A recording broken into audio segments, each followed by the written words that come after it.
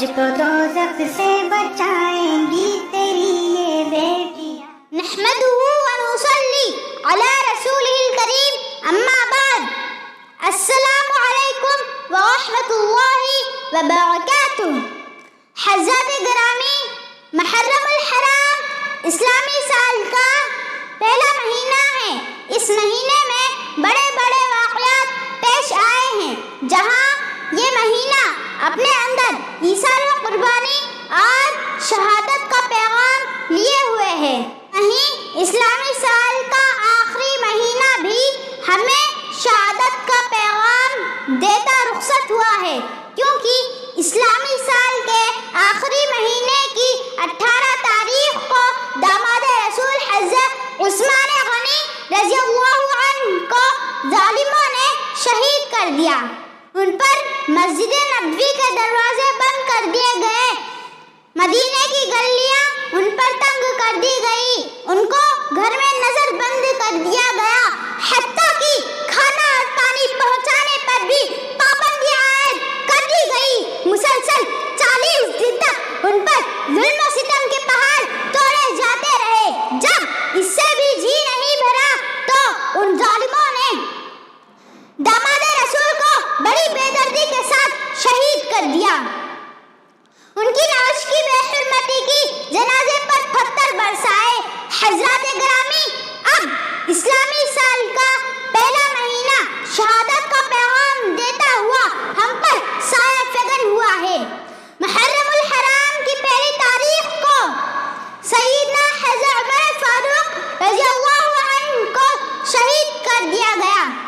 وہ عمر جن کا صرف گزرنے سے شیطان اپنا راستہ بدل لیتا تھا، وہ عمر جو اپنی رعایا کی فلاح بہبود کے لیے راتوں کو گشت لگایا کرتے تھے، وہ عمر جنہوں نے 4000 مربع میل پر اسلامی حکومت قائم کی، وہ عمر جن کے ایمان لانے سے مسلمانوں کو طاقت ملی، وہ عمر جو مراد رسول ہیں.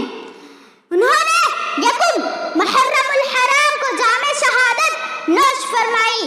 حضرات گرامی، اسی ماہ مبارک کی 10 تاریخ کو کربلا کا عظیم صالح بھی پیش آیا، جس میں نواسے رسول حضرت حسین رضی اللہ عنہ کو 72 ساتھیوں کے ساتھ شہید کر دیا گیا. کوفہ کے تقریباً 1200 آدمیوں نے حضرت حسین رضی اللہ عنہ کو خط لکھا کہ ہم آپ کے ہاتھ پر بیعت ہونا چاہتے ہیں، آپ کوفہ تشریف لے آئیں. آپ نے خط پڑھا اور 72 ساتھیوں کے ساتھ کوفہ کی طرف روانہ ہو گئے. 2 محرم الحرام کو کربلا کے قریب پہنچ گئے. 5 محرم الحرام کو میدان کربلا میں خیمہ زن ہو گئے. کوفہ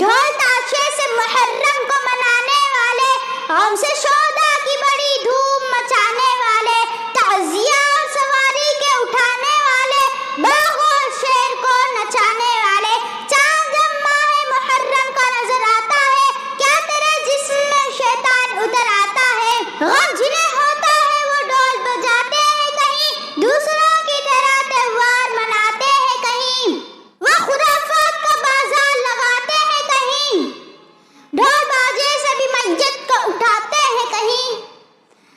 کیا شریعت میں تمہارے اسے غم کہتے ہیں؟